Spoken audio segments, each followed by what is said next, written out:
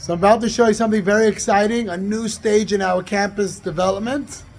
Yes, yes. We started putting up the sheetrock. We're moving along at a beautiful, beautiful pace over here. You see, let me show you over here. See right over here. Go down the hallway. Really exciting.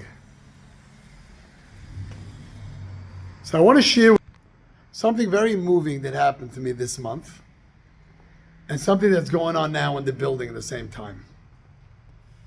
Started first with the campus. You know, I had zero experience in building construction before we started this whole project.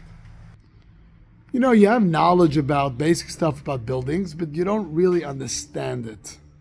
And then once you start watching what goes on in the building and all the plumbing, the pipes that come in, and the gas line, and then the low voltage, that wiring that's running in the building, you start watching it happen. Let me show you. See, look here, they have data lines, and they have over here, these are for the fobs and for the things for the get into the doors and security things. Now, it's not only just you have knowledge, but you also understand it. Like right over here, like one side there's a wall. Let me show you, right? There's a wall, so you don't understand what's going on over here. And then let me take you to the other side. Now on the other side, we have over here pipes going. This is going to be, whoa. This is going to be the life skills room, a washer and dryer. We have, oh my God, all these wires coming in for data and for TVs and for low voltage and for the cameras and all these things. So now when something operates, it's not just I have the knowledge, but now I actually understand how it works. So later on, God forbid there's a problem, you understand what's going on behind the walls, what you have to do. Now, knowledge and understanding is two different worlds. And I experienced that myself personally. After my father passed away 2 months ago, the first funeral I officiated, which was about 2 weeks ago, I got called to a funeral where the person that passed away was exactly my father's age, 2 months apart. And I remember talking to the family, and I told them, I want to tell you something. I've officiated at funerals for over 25 years. I've done many, many funerals. And I've walked in many times to homes where people have funerals my father's age in the high 80s. And I used to tell them that, listen, I know it's so sad, even though they were older, but I'm not saying old, they were older, but I know it's so sad, it's so difficult. And I used to tell it to them, and I knew it. And I say, but still, it's your parent, it's your father or your mother. I'm sure it's difficult. I had the knowledge. Now I told them, this family I spoke to, but now I understand it. See, knowing it stays abstract. Understanding it, you connect. So when I'm talking to the family, and my first shiva I did was also an older person in the 90s. And I told the family the same thing. I used to come in, I used to say something, I knew it, obviously to me it was logical. If it's your father, your mother, you still feel for it. But now Yossi Harlig is very different. Now I understand it because I went through it myself.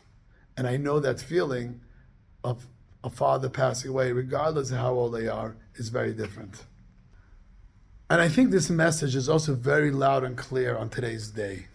Today is Rosh Chodesh Elul, the first day of the month of Elul. The month of Elul is a very, very important month. It's the month when we start preparing for Rosh Hashanah, the Jewish New Year. It's the time of year when we go to the synagogue. We once again proclaim God as the King. It's Rosh Hashanah is the day when God decides what's going to be for us for the whole year. So Elul is a very important month. Elul is the month when we're supposed to prepare for that special holidays of Rosh Hashanah and Yom Kippur. But our goal of the month in Elul is to go from knowing to understanding it, having it in knowledge and connecting with our life and our mission and our purpose. How do we go in Elul? I experienced it in the building. You actually walk through and you watch what's happening behind the walls. With my father, what happened was I had to experience of my father passing away to really not just know it, but to understand it. How do we not just know God and know the purpose of life, but also understand it?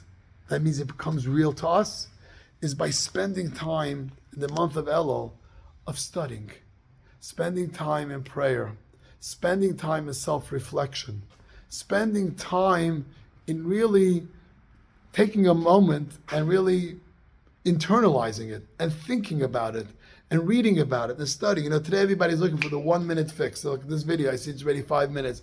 I say, what are the chances that someone's still watching it now? Very slim. If you're watching it, that means you're from the few. But what happens is we like to have the quick fix. If it's more than 30 seconds, people are not going to watch it. But you know what? If you want to understand it, you have to really experience it. God forbid no one should experience someone passing away, but you really need to experience it to really understand it.